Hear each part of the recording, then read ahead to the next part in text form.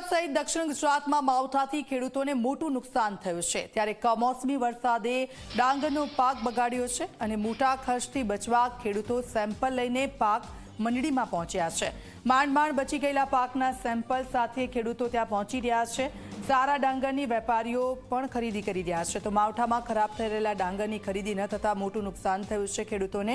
મહત્વનું છે કે ગત વર્ષે આ સમયમાં 50% ડાંગરનો પાક મંડળી સુધી પહોંચ્યો હતો અને ગોડાઉનની બહાર પણ ખેડૂતોની લાંબી લાઈન જોવા મળતી હતી।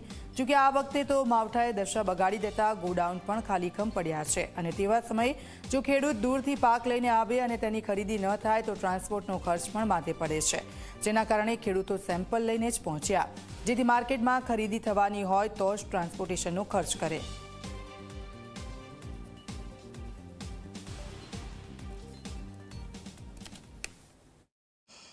સુરત સહિત દક્ષિણ ગુજરાતમાં કમોસમી વરસાદના લીધે સૌથી મોટી જો અસર થઈ હોય તો ખેડૂતોના પાકની થઈ છે। ખાસ કરીને ડાંગરના પાકમાં મસ્ત મોટું નુકસાન થતાં ખેડૂતો ચિંતામાં મુકાઈ ગયા છે। ત્યારે સરકાર પાસે આર્થિક સહાયતાની રાહ જોઈ રહ્યા છે, પરંતુ બીજી બાજુ જોઈ શકાય છે કે જે મંડળીઓ છે, મંડળીઓ પાસે જે ડાંગરનો પાક આવી રહ્યો છે ક્યાંક પડી ગયેલો હોય કે ક્યાંક ખરાબ થઈ ગયો હોય, ત્યારે મંડળીના જે ડાયરેક્ટરો જે છે અહીં નિરીક્ષણ કરતા નજરે પડી રહ્યા છે। તેઓ જોઈ રહ્યા છે કે જે ખેડૂતો પાક લાવી રહ્યા છે એ ખરીદવા લાયક છે કે નહીં।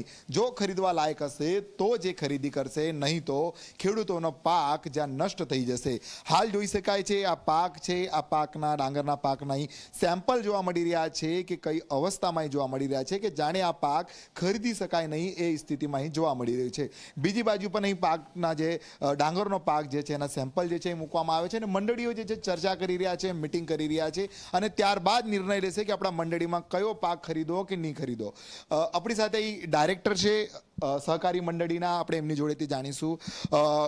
જણાવજો શું સ્થિતિ હાલ જોવા મળી રહી છે, કઈ રીતના આખું નિરીક્ષણ થયું છે?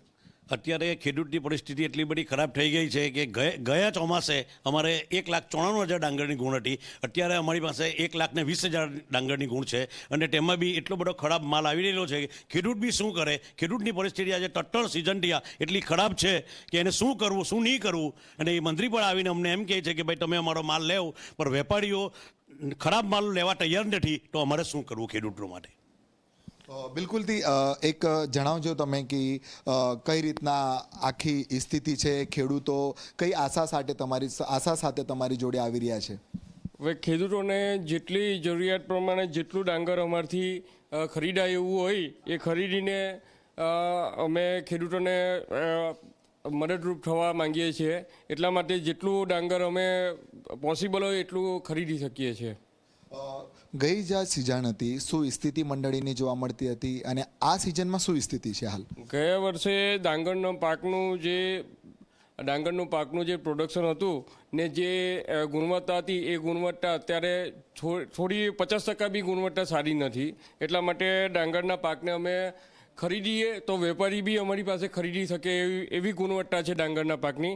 એટલા માટે અમે એ જ મિટિંગ તાત્કાલિક બોલાવી છે કે જે બી ડાંગર ખરીદી શકાય એવું છે એ ખરીદીએ ને ખેડૂતોને જેટલું મદદરૂપ થઈ શકીએ એટલું મદદરૂપ થઈ છે તૈયાર।